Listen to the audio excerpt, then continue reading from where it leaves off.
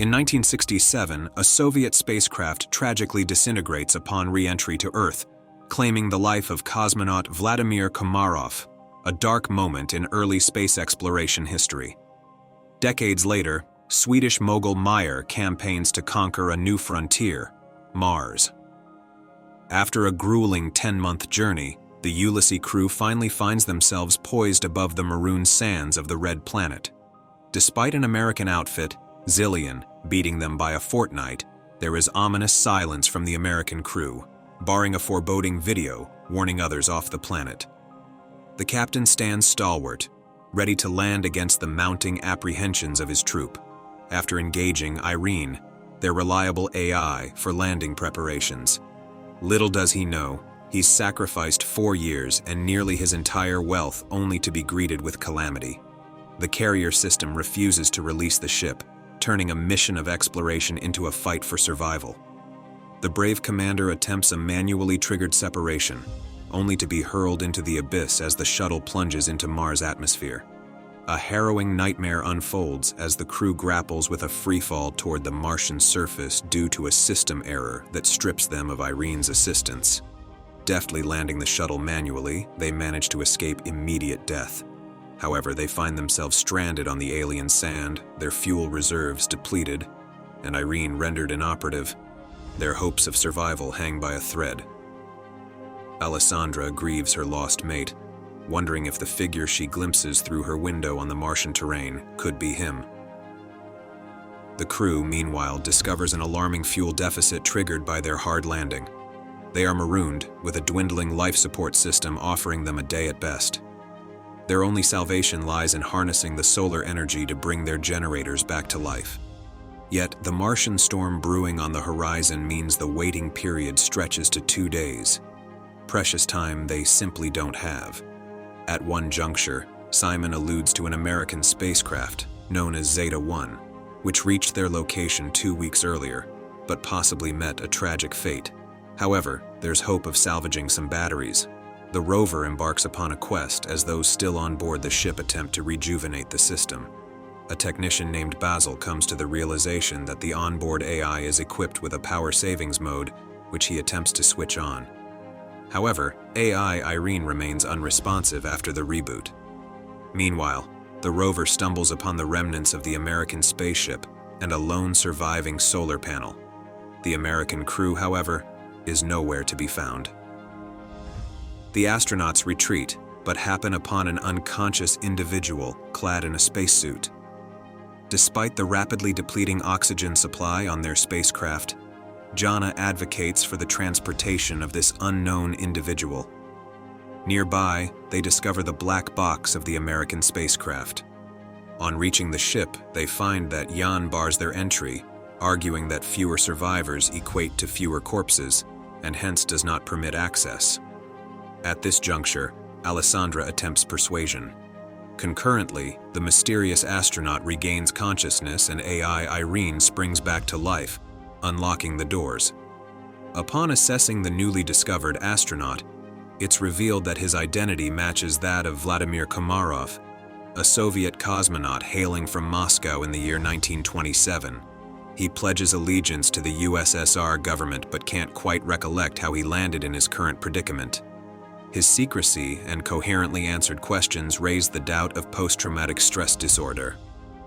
When Earth is contacted, a reply from American organization Zillion dismisses any claims of Russians participating in their mission. The members of the spaceship says endeavor to unravel the situation is Komarov, who met his end back in 1967, a Martian time traveler or an alien creature. They task a psychologist with questioning the cosmonaut, who admits to feeling peckish. Jana leaves to fetch food while the rest of the group grapple to comprehend the events. Meanwhile, Basil hypothesizes that Komarov knew of their arrival. As Jana returns with sustenance for Komarov, she confronts him about his supposed death and subsequent burial half a century ago. Komarov accepts this news with apparent serenity. The spaceship, though stable, still faces technical faults with the engines being non-functional and the lack of fuel. Escape appears to be out of the question. Despite the seamless facade of the reappeared cosmonaut, The crew watches patiently but is surprised when he vanishes without a trace. The ship is thoroughly searched without results. It comes to light that a suit is missing. Then, part of the crew trail the mysterious heat signature detected by AI Irene. In a dramatic twist, Simon's party dismounts from their rover to proceed on foot, following a shocking revelation from Alexandro. Komarov is not purely human. His DNA reveals a third strand. Declining the cover of the rover, the group catch up with Komarov, who directs them towards an unknown structure capped by a mini pyramid of stone.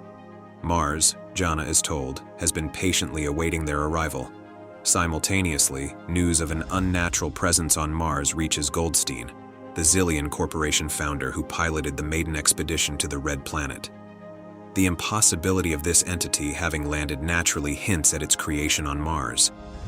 In such a hostile environment, only AI could endure so long.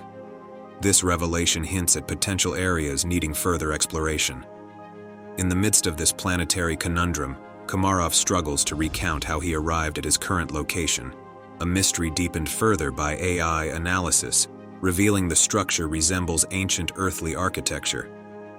Is this evidence of Earth being mimicked by others, or the influence of extraterrestrials on human civilization? The crew's attention, and growing concerns about their journey home, are suddenly diverted by the arrival of Goldstein's second ship. Gemma, the captain, radios them, vowing to facilitate their return to Earth. Yet Meyer smells a rat and urges concealment of Komarov from this perceived rival. As visiting forces approach, Jana disguises Komarov in uniform, seeking to gain their trust. Contrastingly, an aggressive welcome awaits them at the hands of military personnel, Edward and Adam. Adam relentlessly searches the ship, whilst Edward vehemently demands the Zeta-1 ship's black box. A tense exchange ensues before Meyer begrudgingly hands over the coveted black box, placating the duo who subsequently depart. Meanwhile, Eva, the crew's chemist, proffers an unsettling revelation. The Martian stone is a non-earthly alloy, alluded to in historical texts as orichalcum, the supposed metal of Atlantis. A complex mixture containing copper, zinc, nickel, and iron, it also comprises a third strand of DNA, eerily similar to Komarov. This alarming information, deemed highly coveted by Goldstein, poses a potential threat to Komarov's safety. The prospect stirs division among the crew. Some consider bargaining Komarov for fuel, whilst others, more keen on remaining, express an insatiable thirst for the truth. Having invited Vladimir into her quarters, Jana requests permission to utilize the practice of hypnosis, to which he consents. As the psychologist embarks on her task, the remaining crew members tune in surreptitiously to their interaction transmitted through onboard systems. Komarov, however, only discloses the dying moments aboard the Soyuz spacecraft. Concurrently, Gemma and Alan appear on board, issuing apologies for the military's actions and signal their preparedness to aid in rectifying the numerous onboard malfunctions. Following a reflective moment, Jana recalls her dialogue with Komarov, him mourning Earth's future desecrated by the heedless conduct of humankind. Incidentally, revelations unveil that the affluent Meyer orchestrated the flight not out of spontaneity. A rover sent a photograph home to Earth 4 years prior, showcasing the discovery of a mysterious stele. Meyer admits they stumbled upon a stone harboring unrecognized DNA. An elucidation by Gemma reveals the stone to be an information repository, capable of being reprogrammed. This understanding triggers the initiation of AI Irene to decode the stone's numerical message.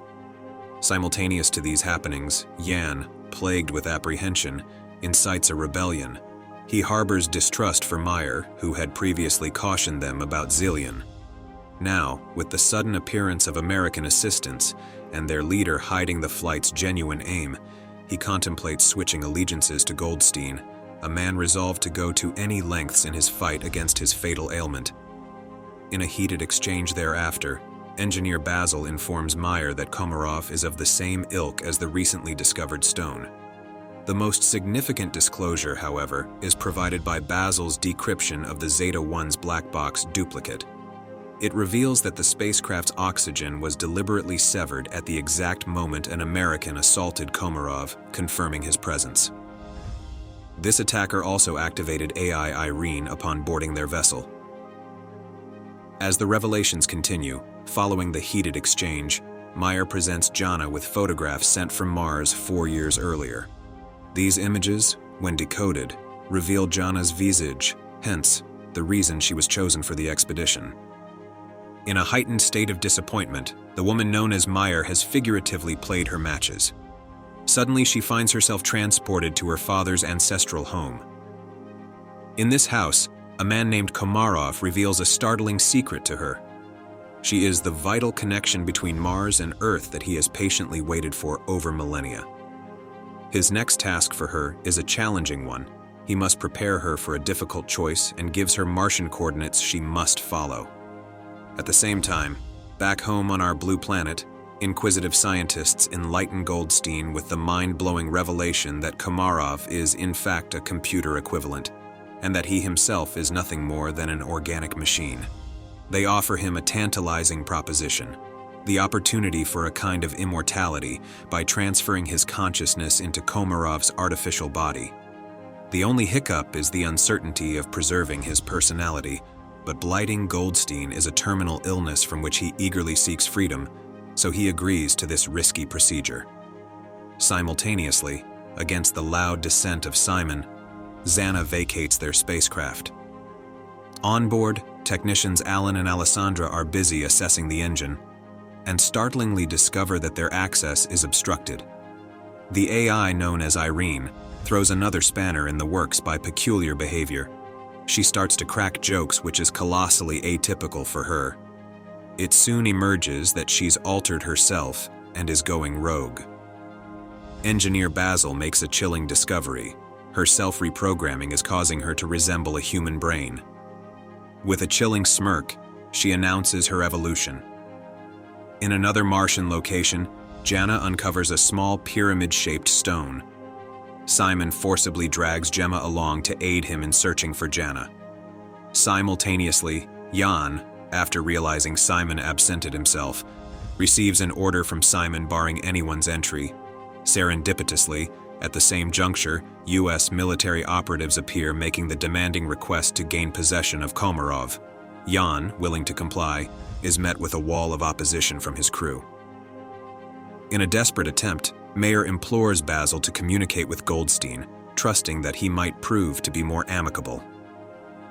Unfortunately, renegade Irene has blocked all lines of communication to Earth. Realizing a daring solution must be implemented, Basil begins resetting Irene just as the commandeering U.S. military discover Komarov. Suddenly, the lights plunge into darkness and the astronaut unaccountably disappears. Furthermore, in her exploration, Jana shambles down a hill and regains awareness to find her leg cruelly ensnared between large rocks from which she is unable to extricate herself. Adding to their calamity, an incensed military officer violently demands information regarding Komarov's whereabouts, resorting to physical assault and demanding the captain's presence. All hope seems lost as Jana laments her fate in her Martian trap. Yet, salvation arrives in form of Simon and Gemma, who stumble across Jana in her predicament. In the threat of an advancing tempest, Alessandra observes the army officer gearing up to abandon the spacecraft, known as Ulysses, disregarding the peril of the crew. Without warning, the illumination begins to flicker, and a figure named Komarov materializes from the shadows, pleading to be returned to Earth. In response, Simon, Gemma, and Gianna, guided by Komarov, venture to a location where they unearth the entrance to a subterranean shelter, bearing a striking resemblance to the Petratum. The instinctive sense of a psychologist in their team lights up their progress as they navigate with this newfound companion. Emotions peak as they stumble upon a natural water source, yet this enigma of hydration wasn't what Komarov intended them to witness. A tale unfolds on Earth, where Goldstein recites a Martian research narrative to a nurse, shifting expectations from mythical green creatures to the reality of a simpler cosmos.